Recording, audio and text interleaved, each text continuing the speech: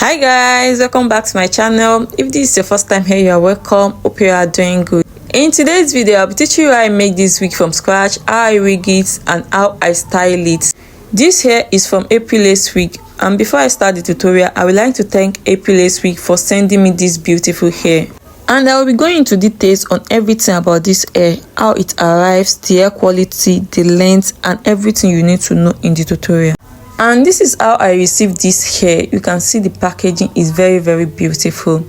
So when I try to check what is inside, it's 3 bundles with 5x5 closure, and it was sent with the description and how to maintain the hair. So I'm going to show you the description. This is the description, and the hair is human, 100% human hair. The length is 20 inches, hair color is natural, and the hair texture is Italian yaki with 5x5 matching closure, and the lace is HD lace. And it also comes with a leaflet which explains how you can maintain the hair.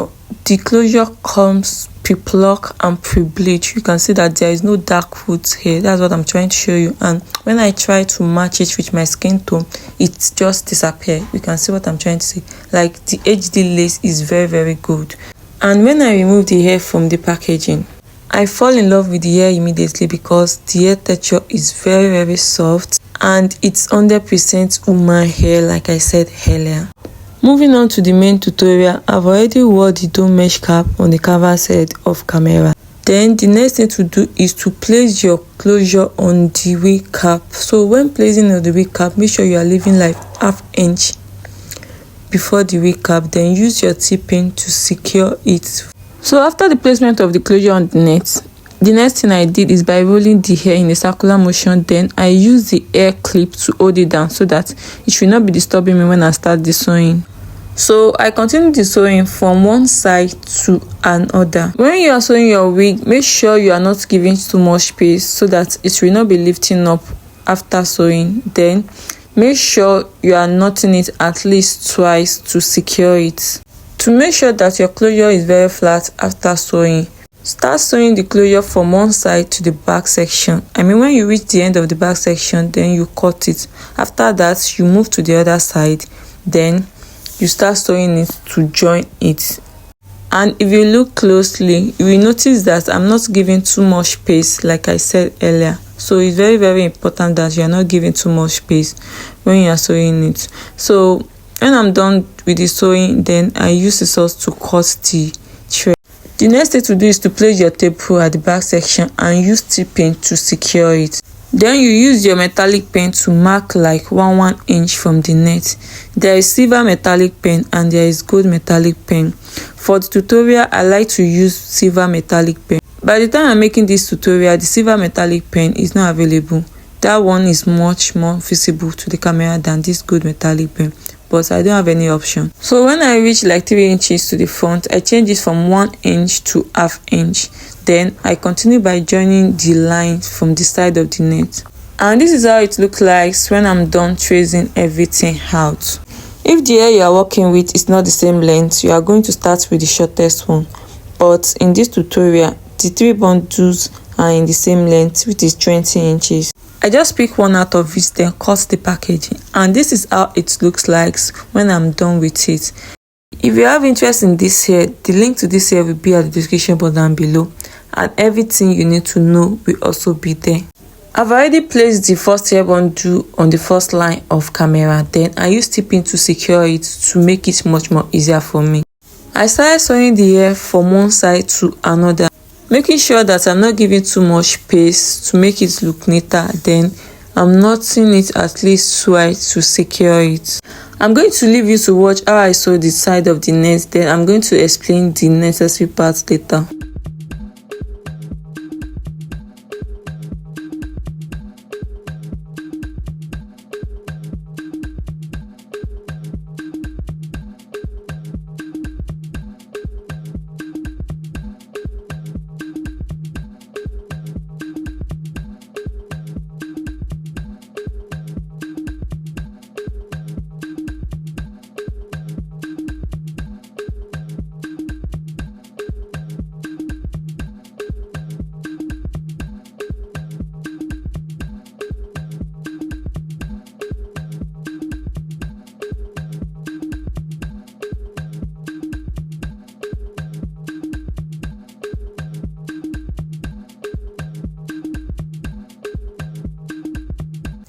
So this is where the first bundle reached, so I'm going to continue by joining the second bundle from here. Drawing a line on the wig cap makes the wigging much more easier for me. All I have to do is to follow the straight line, then continue the sewing. So this is where the second bundle ends. I have to tie it like 3 to 4 times before I cut the thread, even though I did not show it in this tutorial because I don't want this video to be too long. And this is how it looks like. So the next thing to do is to continue with the last bundle. Working with the last bundle, I pass the needle through the hair weft, then I sew it directly on the net. So I knot it like 4 or 5 times to secure it. I'm explaining this part because I did not show you how I started sewing the first and the second bundles. After you are done doing that, you are going to continue sewing the wig like we have been doing before by passing your pin through the net and knot it at least twice to secure it, and make sure you are not giving too much space like I've been saying earlier. And to make the sewing easier and faster, I follow the line I drew earlier. When I reach the last line closer to the closure, I change the hair weft from double weft to single weft so that it will not look bulky under the closure after the sewing. When you are sewing the last one, make sure it's very closer to the closure side, but don't put it on the closure.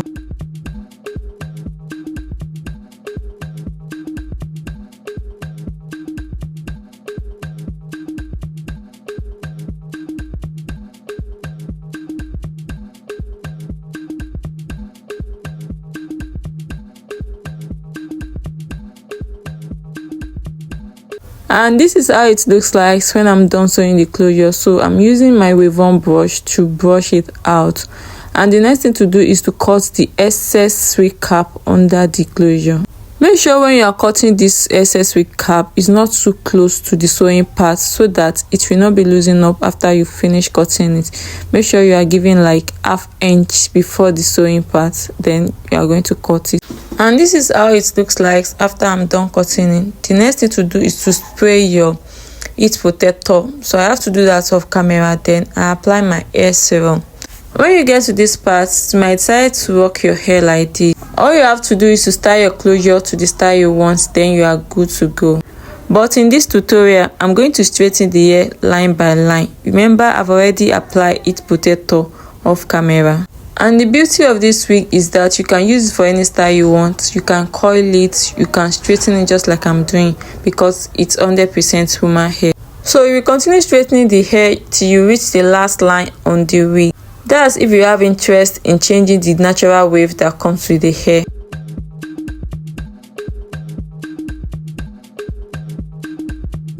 When you get to the front, I mean the closure part, you are going to continue straightening the hair line by line till you reach the last line on the closure.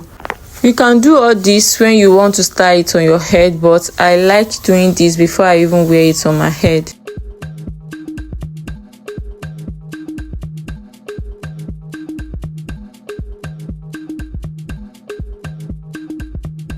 And the next thing to do is to apply your wax stick on the closure. Then use your hot comb to press it down very well. When you get to this part, you can decide to style it anyhow you want. So I'm going to leave mine at center part. And the next thing to do is to cut the excess lace on the closure. I started by cutting the thick part on the closure net, then I cut the rest of the lace in a zigzag motion so that the front hairline can look natural as possible. When you are cutting the excess lace, make sure you are not cutting it closer to the hairline. The next thing to do is to apply foundation on the closure net so that it can match your scalp and look natural. And this is how it looks like when I'm done applying everything necessary. To achieve a glueless wig, you need this type of elastic band. It's very good because you can adjust it to your head size. I wear the wig directly on my hair. Of course, I did not wear wig cap. Why do I have to wear wig cap when it will still give me the same results? As you can see, the wig sits perfectly on my head without applying any glue or any spray. I've already adjusted the elastic band to my head side, and the edge lace that come with the closure make it very easier to sit perfectly on my head. So the next thing to do is to style the edges. So I'm going to bring some hair out at both sides of my hair. Then I'm going to use my mini scissors to cut it. I continue by using the got2b styling gel to style the edges. When I'm done styling one side, I have to do the second side off camera.